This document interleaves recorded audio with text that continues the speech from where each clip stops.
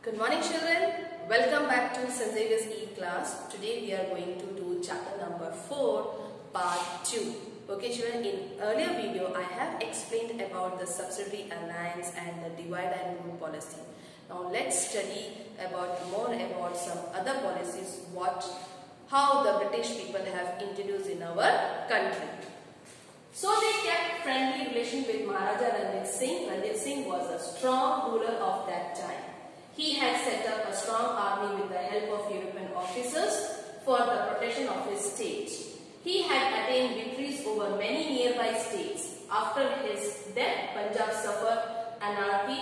Governor General Sir Henry came to India and brought the Sikh rule completely under the British rule with a policy of interference and annexation. I have explained in earlier videos that how powerful was Maharaj Ranjit Singh of Punjab. He had a good friendly relation with the European officer children, and that's why with their help he used to protect his kingdom. So the Britishers, they couldn't stand before this king, that is Ranjit Singh. But children, after his death, his kingdom was suffered by the anarchy, and automatically Governor Sir Henry, he came to that place and he have captured his kingdom.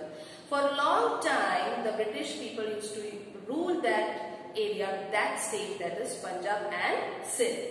Moving further, let's study about the Dalhousie's policy of annexation. The aim of Wellesley's policy of expansion was to enslave the native kingdoms without using much of the British resources. The British people, they were very clever and intelligent children. They did not want to use the British resources, but they want to use the resources of the Indian kings, and they want to maintain their army on the basis of the expenses of all the kings. Okay. The states that accepted the subsidiary alliance considered the British as their friends. So those who have accepted the subsidiary alliance, they were known as the friends of British people. Eventually, in the absence of internal and external threat, they became irresponsible and their administration started deteriorating. Means what? The kings, directly or indirectly, they started to they had a thinking that, oh, we have one representative of British people in our court and we have the armies of British, so why not just look out of the kingdom? They are there for our help. And slowly what happened children? These kings, they became enslaved. At first they were enjoying the benefit of the British army, but later they were becoming enslaved and they were not knowing that they will be losing their kingdom very soon. So, administration started to deteriorate. Their administrative work was also affected a lot. The outcome of the conspiracy of the British was the anarchy in many princely states. The Indian rulers got trapped in it. The British got excuses to start interfering into the internal affairs of these states on the pretext of putting an end to the anarchy. They annexed many states under the same excuse. Thereafter, Burma, now Myanmar, and regions of Punjab were also annexed. If the king died without a son, his state was annexed. In this way, Satara, Jhansi, Nagpur, etc. became the victim of policy of annexation. Means children, अगर कोई भी king अपने राज्य में अगर कोई उनका बेटा नहीं रहा है और मतलब कोई बच्चा नहीं है, तो वो किंगडम ऑटोमेटिकली किसके पास जाता था? ब्रिटिश रूल के पास. And that policy was known as policy of annexation. Some of the states were affected by this, like Jhansi, Nagpur, etc., Satara. Because you all have read the story of Rani Bai Lakshmi, because she was having not a male child and her kingdom was annexed by the British people. So she suffered a lot. She tried to save her kingdom, but at last she was also dead. Okay. Now moving further, you have seen the pic of Dalhousie, the governor, and see this is the first railway in India they have started. Now moving further, Dalhousie aimed at helping the British trades to make huge profit from the trade of tea, coffee and cotton by capturing the areas that produced these commodities on large scale. To consolidate the British rule in India and to run the administration smoothly, many changes were introduced by Dalhousie in India. During his tenure, the first railway was started between Mumbai and Thane. So children, first railway was started by the British people between Mumbai and Thane, that is 1853. It is very important to remember these dates.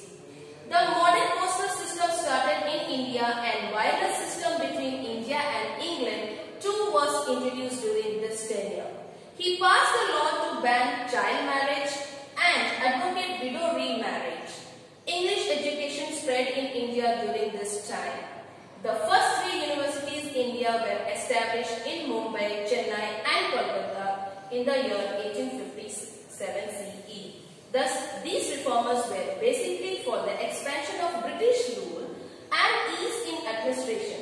Although Indians benefited later on, they had to suffer a lot with the introduction of British reformers. Children, because of Dalhousie, many reformers were there in our country, children. He introduced universities, he introduced English education, and he passed a law to child marriage. As you all know that we belong to Orthodox family. Before we had a system that we have to do the child marriage at a very young age. When he came to India, he noticed some social reformers are there. Some customs were there that we Indians have to follow. But he came here and he changed all the customs and he brought some new changes to the society. So he started with the English education in India. Later he has established some of the universities in Mumbai, Chennai and Kolkata.